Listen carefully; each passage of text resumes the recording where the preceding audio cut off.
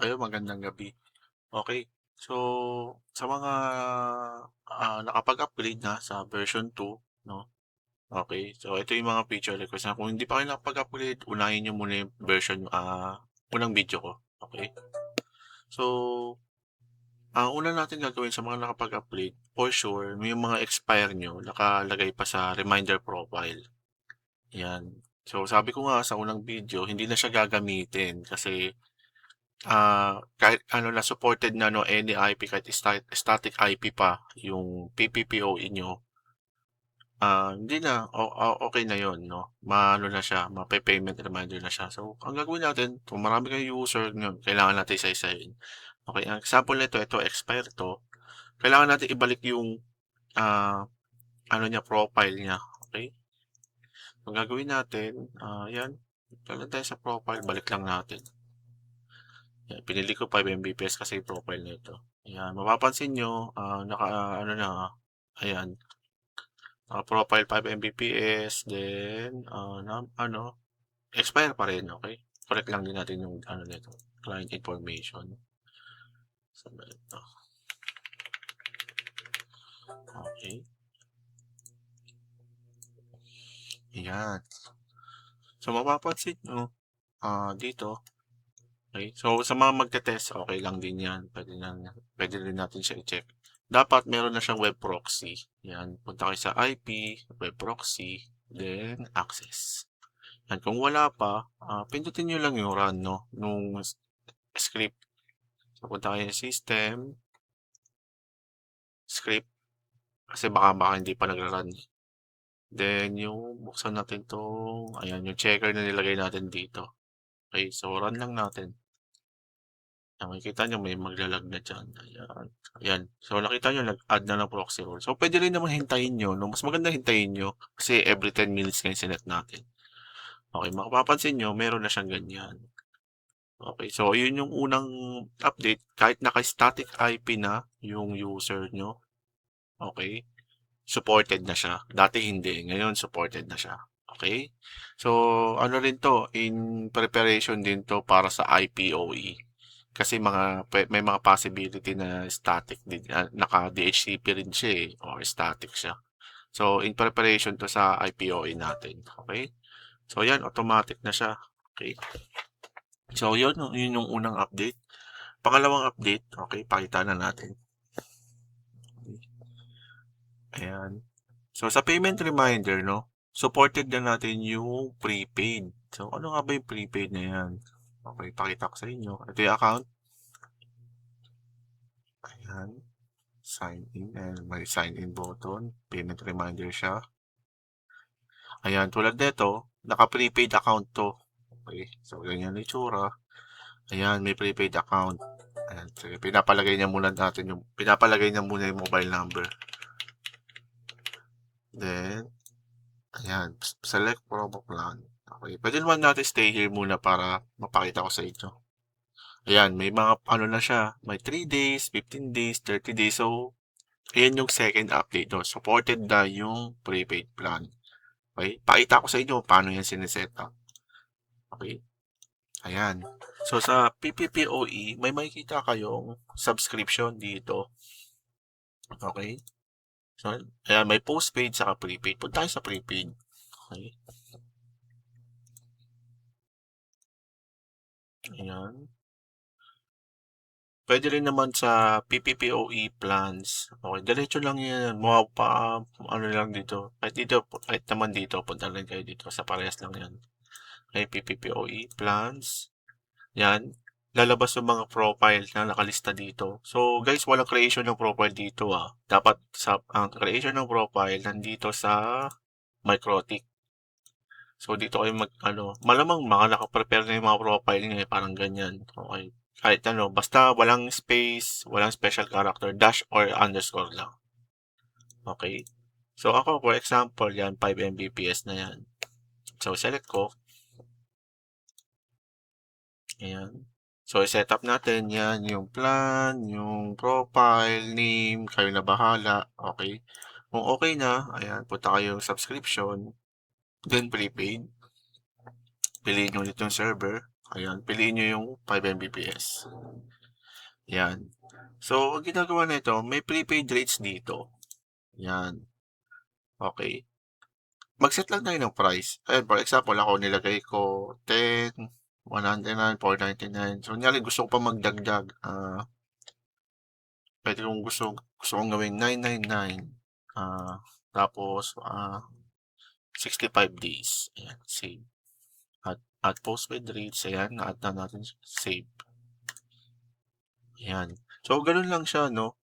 Okay. Sa setup ng prepaid. So, paano naman natin siya i-convert to postpaid? I-delete lang natin lahat. So, automatic na yan si system. Pag walang na-detect na prepaid rates, isipin niya kagad na postpaid plan yun. Pagka na-detect niya na may rates yung prepaid na yung profile na yun, automatic prepaid yung iisipin niya dun sa system na yun. Okay, tandaan natin siya. So, since nag-add tayo ng 99, double check natin yung profile, ay yung payment reminder. Okay, punta tayo, ito. Yan, tingnan natin kung na-update, no?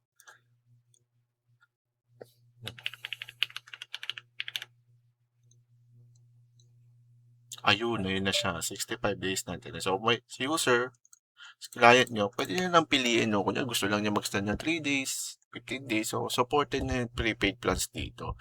Okay? So, pwede nyo siyang i-deploy padahan-dahan. Okay? So, yun yung update, no?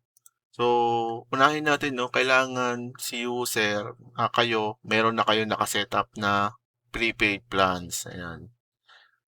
Na mga prepaid. Okay. So, lagay kayo yung plan, then edit nyo to. Edit nyo yung plan nyo.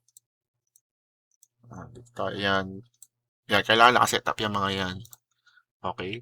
So, paano naman natin i-assign sa user? Kanyari, may mga user tayo na gusto natin prepaid, gusto naman, iba naman user, gusto natin postpaid. Paano naman siya? Okay. Punta lang tayo clients. Ayan.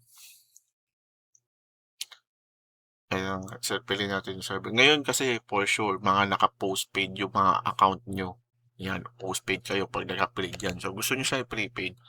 Ang gagawin lang natin, select natin to, action, tapos, client information.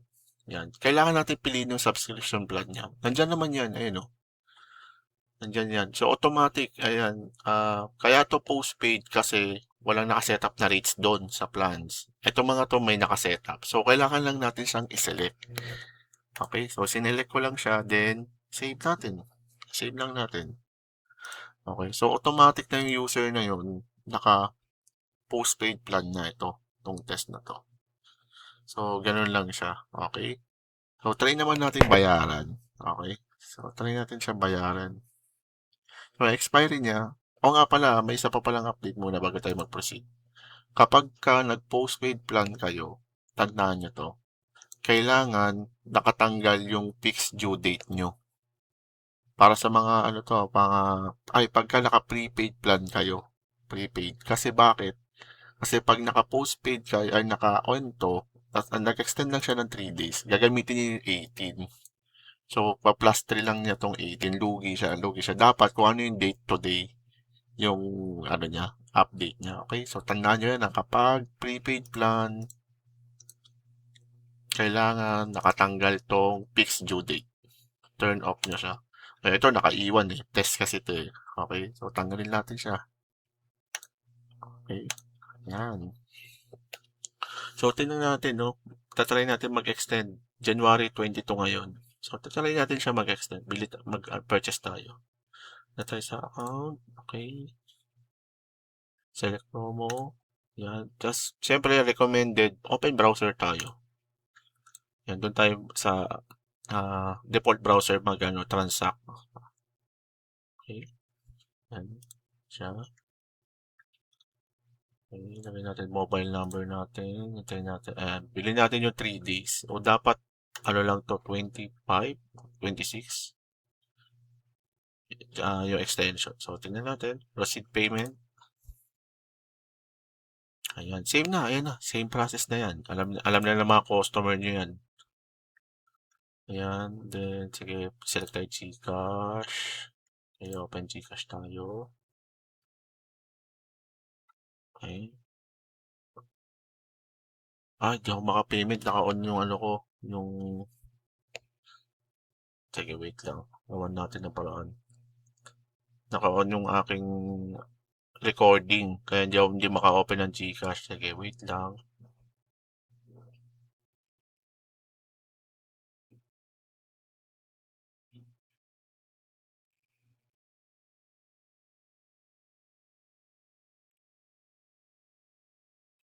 Try natin Shopee Pay. Okey. Try ko muna siyang alisin. Try ko siya bayaran gamit ibang, QR. Ay, nade-detect din talaga niya.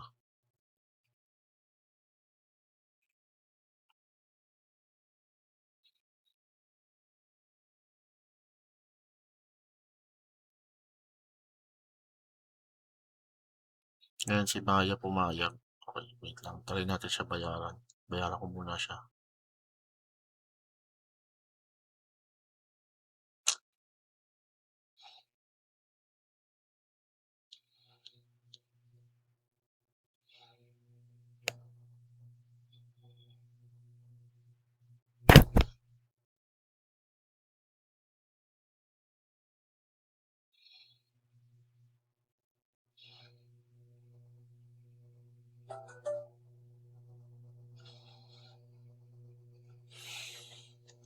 Ayun, nakapagbayad na ako. Okey. So, hintayin natin 'no, mag-trigger.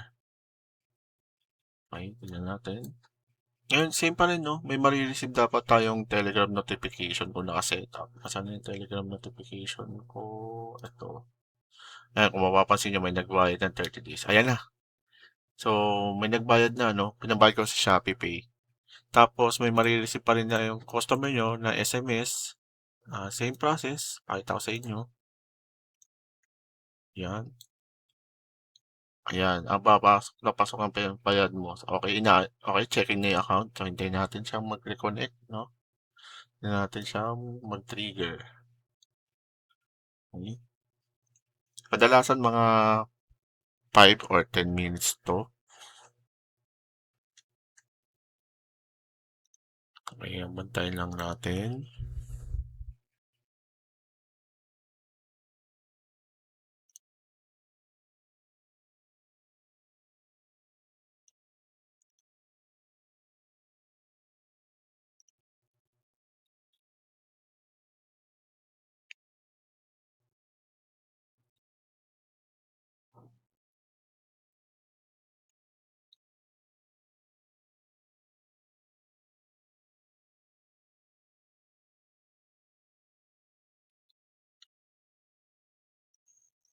Wala pa. Tingnan natin. Okey, masyado lang siyang matagal. Mga 10 minutes kasi siya.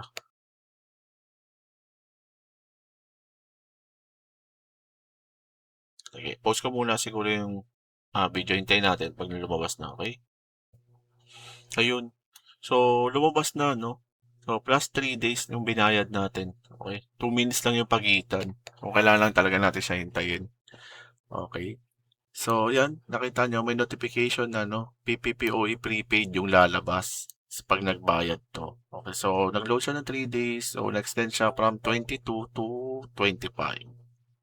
Okey, 'pag tinignan natin dito, sa clients ulit, ayan, tignan natin. Ayan, so nag-extend na siya, 25 yung ano niya, yung expiry niya. So, gano'n nagwo-work yung ano natin 'no, prepaid natin, okey. So, ayun, release na 'to 'no, na-test ko na rin. Puwede niyo na rin siyang i-testing, then balitaan niyo ako sa mga naging ano niyo, findings niyo 'no. Saka feel free to open yung suggestion, recommendation sa akin. May mga suggestion kayong update, let me know, okey? Ayun lang guys, maraming maraming salamat.